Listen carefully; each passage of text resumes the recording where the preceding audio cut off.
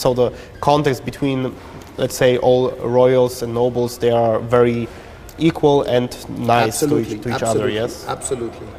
In here, in Monaco, in France, I mean in most of the countries. And how does it look like in Poland? Are there many active families with whom you eventually have contact to today? In Poland today, yes. There is a lot of active which are related to business. Few of them are related, I would say, to politics, but most of them are more related to business, art. And could you also tell us what you are doing in today's professional way of your life? Well, I work in real estate. I have businesses, I would say, in Brazil and in Europe. So among us, we're among this business that makes me travel a lot, but always not forgetting also all my, in Poland and here, my social, I would say, work with the Casa Sanguszko da Cultura Polonesa and in Poland. And the next question is a little bit maybe private or maybe a little bit difficult. How did it work out, or how does it look like with all this heritage that belonged to your family and was taken from you? I don't know how this looks like with this, your estates from your family that today are like in Ukraine or maybe also in other places more far away. Well, I say first, well, of course, it was very difficult for my grandfather. He was the one who lost everything. It was a change of life, but I mean, luckily he worked and came back. But I would say today, me and my daughter, I would say we are trying to get our rights back on every properties that we can. So you are fighting for this because you have all the rights for it. Exactly. I have all the rights. I'm the, I would say, well, only inheritor of my grandfather and my father. And I'm fighting for my daughter, so for her to have all the states back that we can. And tell us, of course, as you can, the situation that we have right now in Europe, it's a very delicate and very complicated situation. Do you think this may, if it works out positive, it may help your family to get back what's yours?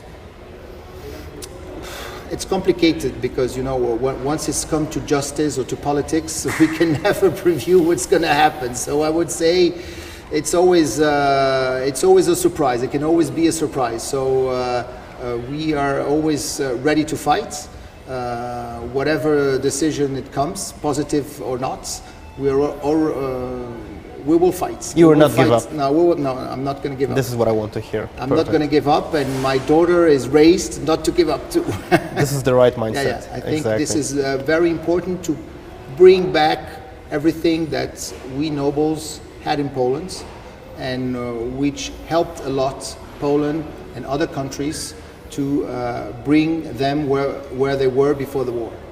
Before every war, I would say, because of course there were first, second, and other wars. Exactly. With every war, there came a lot of loss for Poland, especially and for Poland, your who family. suffered most. I would say more than most of the countries in the world. In today's world, there are a lot of misconceptions about the royals too, because of the lack of knowledge. Let's say like this, very simply, and tell us, why are nobles good for the society? Why are they good for, let's say, Polish nobles? Why were they good for the Polish people, and why are they good even right now? I would say first because they don't do politics.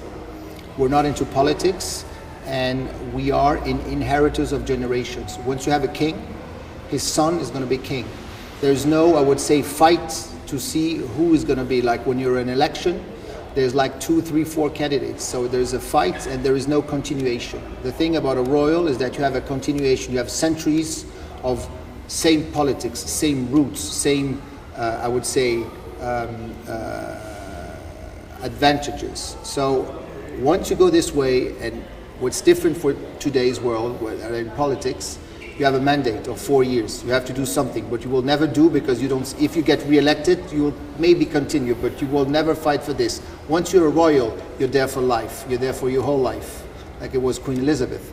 She dedicated her life more than 70 years to England, and there was no fight about one or another. Of course, on her side, there's a prime minister, but this is politics for the country. But I mean, on the royal side, there's continuation, and I think this is the most important thing that we can have, continuation of one thing, where things are not changing. I think this could bring peace for some countries. And stability, maybe. And stability, exactly. Yeah, because what is 4 or 8 years in comparison to a life? Exactly, nothing.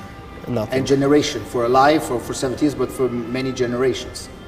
And do you think, like in your opinion, that there is some future, I mean a real future for royalties and nobles in Poland, that maybe some glance of these old days could come back someday, or do you think that this type of royalty will not come back anymore because it changed so much, or maybe because it will never be the same? I think it probably never be the same, because, and not because of Poland or what, because the world has changed, because things are different, and probably all of them will not come back. So of course it will never be the same as it were before.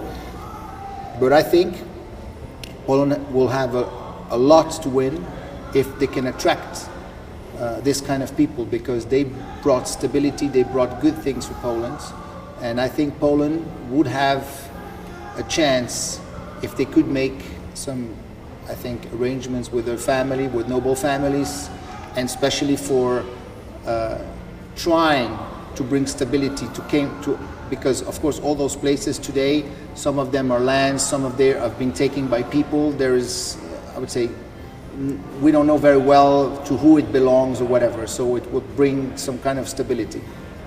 And are you eventually, other nobilities, working for these times to change, to come back? Unfortunately, we nobles are not present into the Polish politics today. We're mostly, I would say, outside politics.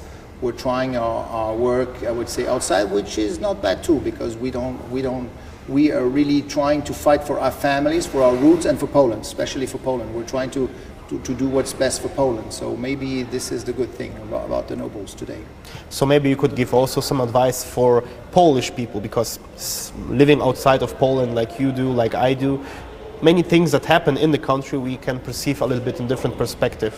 What advices would you give for Polish people in Poland right now, specific? First, I'd say when we live abroad, we never know exactly what happens in the country. And this is, I think, not only for Poland, but for every country. So I would advise, first, people that really have a passion or something for Poland, to go to Poland, to see Poland, to travel, to know, to learn how is Poland, what is the Polish people. Because of course when you live, maybe you still fight to keep all the history, but you forget some, I would say, local things about Poland. So first is, I would say, go back to Poland and see what's really Poland today.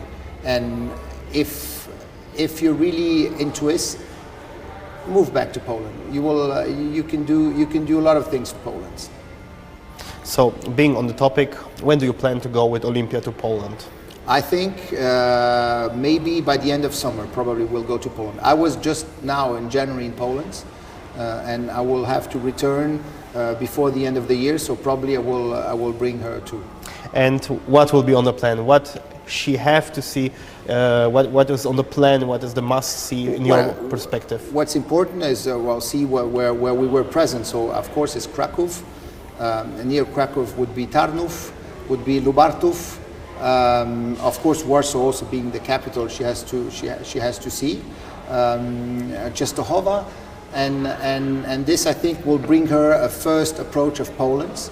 And then when I think the war would be over, would permit us to go to what's Ukraine today and visit, as I did in 2005, the states of Podhorce, Slavuta, for her to see where her family originated, and then Lithuania also, where I was twice, and to see all the roots of the family. Perfect. Well, I'm very happy. I don't know what else I could ask you right now. It worked out very nice, but I'm open for some other information that you would love to share with us, because there's so much to there's so much to see. It's I would say too much. It's hard to pick up a topic. And I'm already scared that it will be like just 5 minutes. What will come out from this? It's hard to pick up topic. Maybe trying to speak about something. I would say one thing I can say that I haven't spoken about yesterday is that I would say I'm a little sad that Poland is not as well represented today. Like we don't have general consulate here in Rio. We don't have a general consulate here in São Paulo, but a wonderful person into this honorary consul, which is André Bukovinski here, doing a fantastic job, and our consul in Curitiba, Marta. But I mean, as São Paulo and Rio, so it's hard for us to, and of course, without the consul, we could have done so many projects, but we would need somebody here in São Paulo. I think it would be important to have something in São Paulo, a bigger, I would say, institution of Poland here. It would probably help us a lot.